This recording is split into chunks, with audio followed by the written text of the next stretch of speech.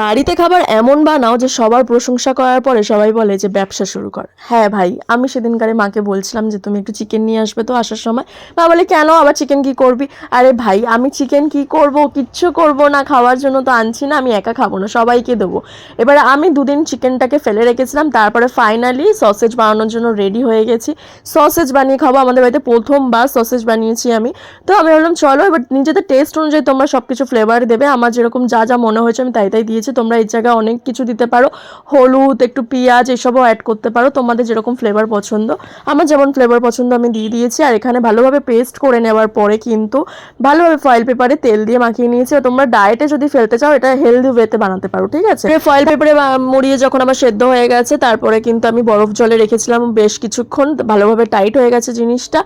দেন আমি এখানে কাটার সময় একটা ভুল করেছি, সামনে তো ক্যামেরা ছিল বাট অন ছিল না, ভাইয়ের উপরে আমি চিল্লাচ্ছিলাম হ্যাঁ তোর জন্য হয়েছে।